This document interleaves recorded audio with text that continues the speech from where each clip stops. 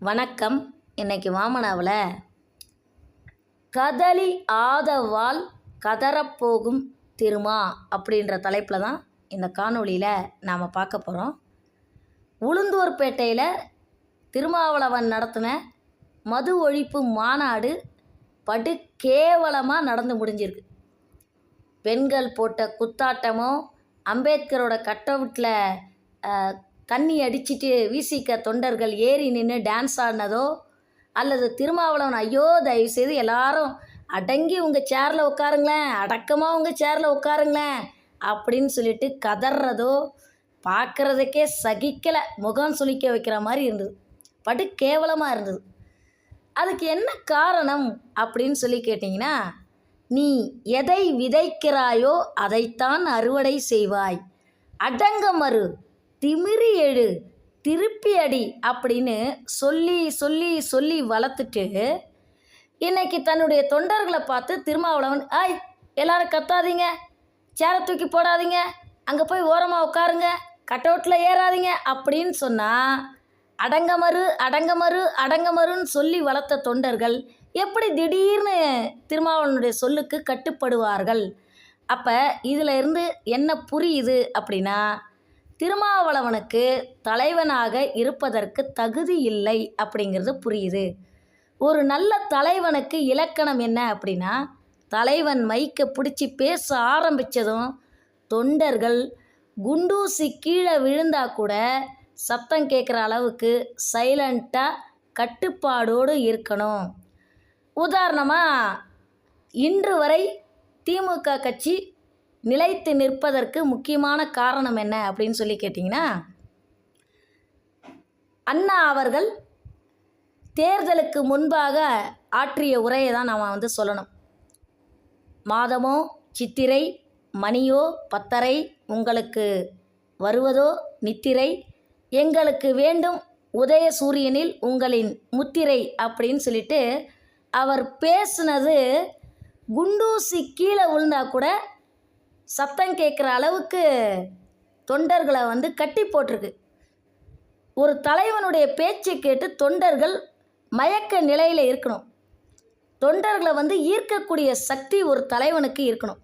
சரி, என்ன காரணத்தினால திருமாவளவனுடைய பேச்சுக்கு தொண்டர்கள் கட்டுப்படலை அப்படின்னா, அரைச்ச மாவை அரைப்போமா, துவைச்ச துணியை துவைப்போமா அப்படின்ற மாதிரி திருமாவளவன் எப்போ பார்த்தாலும் ஒரு 5 வார்த்தை மட்டும் பேசுவாப்ல.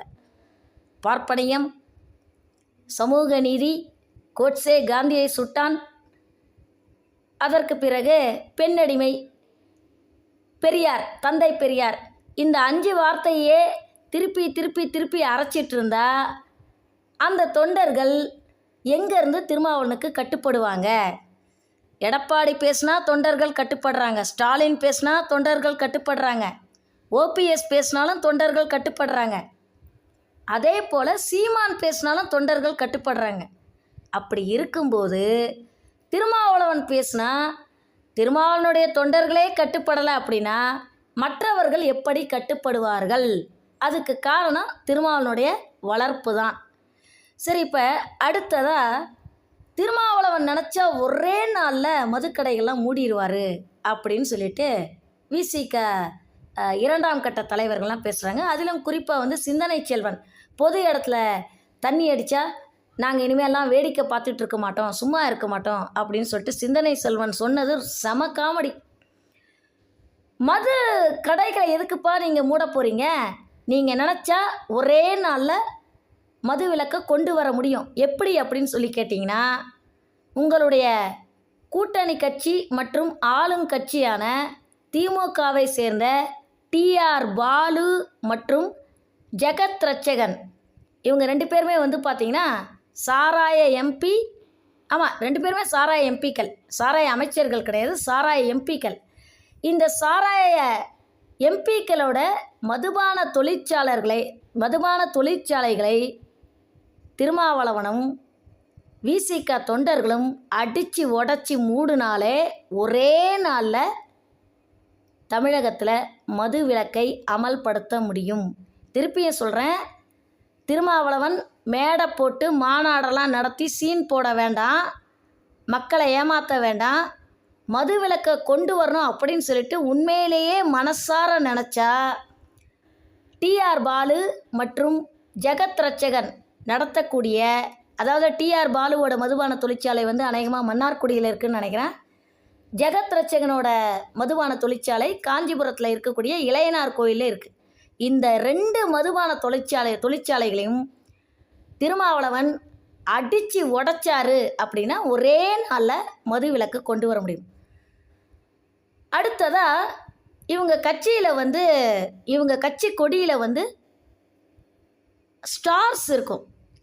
அந்த நட்சத்திர குறியீடு வந்து எதை குறிப்பிடுகிறது அப்படின்னா பெண் விடுதலையை குறிப்பிடுகிறது அப்படின்னு இவனுங்க வந்து பீத்திப்பானுங்க. இதில் என்ன காமெடி அப்படின்னா, பெண் விடுதலை சொல்கிற இவங்க இன்னைக்கு ஒரு பெண் காவல் ஆய்வாளர், அந்த அம்மாவோட பேர் பிரபாவதி, அந்த அம்மாவை பிடிச்சி கீழே தள்ளி விட்டுருக்காங்க. பார்க்குறதுக்கே ரொம்ப பரிதாபமாக இருந்தது. தயவு செய்து காக்கி சட்டைகள்லாம் விசிக மாநாட்டுக்கு போனீங்க அப்படின்னா, குறிப்பாக பெண் காவலர்கள் விசிக மாநாட்டில் நீங்கள் வந்து டியூட்டி பார்க்குறீங்க அப்படின்னா ரொம்ப எச்சரிக்கையாக இருங்க. அதே போல் திருமாவளவனை விட ஆதவ் அர்ஜுனுக்கு தான் இந்த மாநாட்டில் மிகப்பெரிய வரவேற்பு இருந்தது. நிறைய பேர் வந்து பார்த்திங்கன்னா ஆதவ் அர்ஜுனுக்கு கை கொடுத்தார்கள். ரொம்ப ரொம்ப முக்கியமான பாயிண்ட்டு, நிறைய பேர் ஆதவ் அர்ஜுனுக்கு கை கொடுத்து வரவேற்பு கொடுத்தாங்க. ஆதவ் அர்ஜுன் இந்த இடத்துல வந்து மிகப்பெரிய ஒரு ஹீரோவாயிட்டார். அப்போ இதில் இருந்து என்ன புரியுது அப்படின்னு சொல்லி கேட்டிங்கன்னா, நல்வழியில் ஔவையார் சொன்ன பாட்டு தான் எனக்கு ஞாபகத்துக்கு வருது. நண்டு குட்டி போடும்போது அந்த குட்டிகள் தாய் நண்டை வந்து சாப்பிட்டுடுமா. அதே போல் ஒரு வாழை மரத்துக்கு இன்னொரு பேர் வந்து பார்த்திங்கன்னா கதலி. திருப்பியும் சொல்கிறேன், வாழை மரத்துக்கு இன்னொரு பேர் கதலி. தாய் வாழை மரம் அழிய போகுது அப்படின்னா அதை சுற்றி குட்டி குட்டி வாழை மரம்லாம் உருவாகும். அதே போல் சிப்பியோட வயிற்றை கிழிச்சிக்கிட்டு கிளிஞ்சல்கள் உருவாகும். இந்த மாதிரி நிறைய உதாரணம் சொல்லலாம். இதை பார்க்கும்போது ஔவையார் சொன்ன அந்த பாடலை நினைவுபடுத்தி பார்க்கும்போது எனக்கு என்ன தோணுது அப்படின்னா, திருமாவளவனுக்கு அழிவு காலம் வந்துவிட்டது.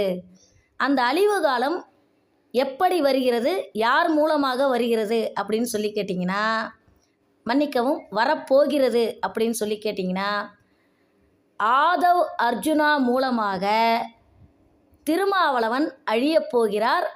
விசிக 2ஆக உடைய போகுது. ஆதவ் அர்ஜுன் பின்னாடி 2ஆம் கட்ட தலைவர்கள்லாம் பின்னாடி போக போகிறாங்க, தொண்டர்களும் போக போகிறாங்க. வருங்காலத்தில் விசிகவோட தலைவர் ஆதவ் அர்ஜுன் தான் அப்படின்னு சொல்லிட்டு இந்த காணொலியை முடிச்சுக்கிறேன். நன்றி, வணக்கம்.